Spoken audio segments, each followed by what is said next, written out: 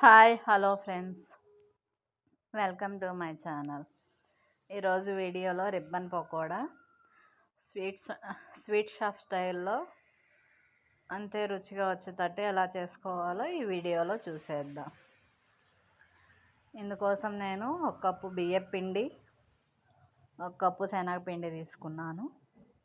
మరి రుచికి సరిపడా శనగల పొడి వేసుకుంటే ఇంకా మరింత రుచిగా టేస్టీగా వస్తాయి. కాబట్టి దానికోసం 1/2 కప్పు శనగలు, జీలకర్ర, రుచికి సరిపడా కారం వేసుకొని మెత్తగా గ్రైండ్ చేసుకున్న పిండిని కూడా వేసుకొని బాగా కలుపుకోవాలి.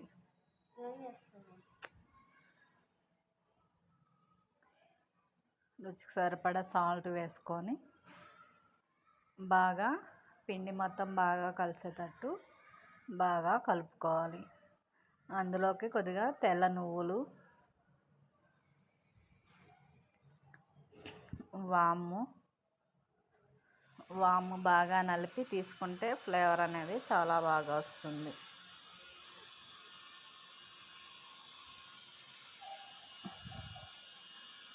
క్రిస్పీగా ఈ రిబ్బన్ పకోడా ఎంతో క్రిస్పీగా రావాలంటే బటర్ కానీ, ఆయిల్ కానీ, నెయ్యి కానీ కొద్దిగా వేడి చేసుకొని వేసుకుంటే బాగా క్రిస్పీగా టేస్టీగా వస్తాయి. నేను కాస్త నూనె తీసుకొని వేడి చేసుకొని వేసుకున్నాక పిండిని బాగా కలిపి తగినన్ని నీళ్ళు పోసుకొని బాగా గట్టిగా కలుపుకోవాలి. ఈ పిండి అనేది లూజ్గా కలుపుకుంటే అంత టేస్టీగా రావు. కాబట్టి పిండి అనేది గట్టిగా కలుపుకుంటే క్రిస్పీగా వస్తాయి. వీడియోలో చూపించిన విధంగా పిండిని గట్టిగా కలుపుకొని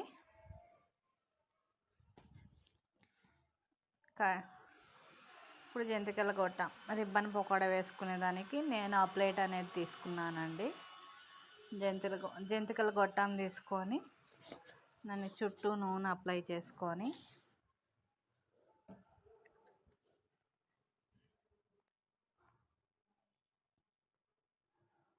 నూనె బాగా వేడి చేసుకొని వేసుకోవాలి. నూనె బాగా వేడిగా లేకపోయినా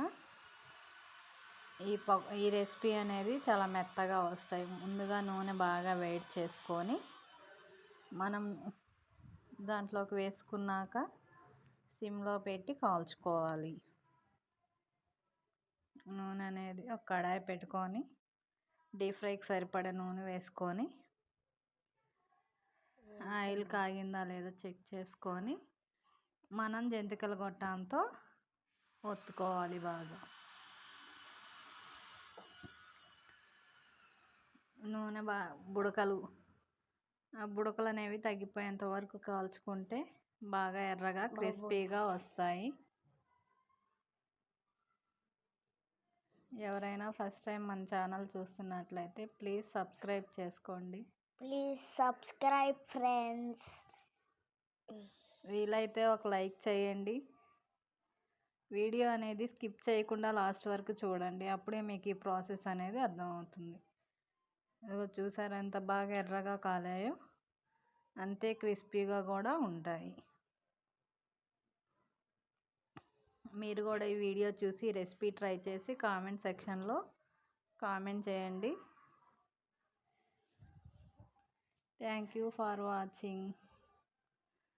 ప్లీజ్ సబ్స్క్రైబ్ చేసుకోండి. మీ ఫ్రెండ్స్ అండ్ ఫ్యామిలీ మెంబర్స్కి షేర్ చేయండి.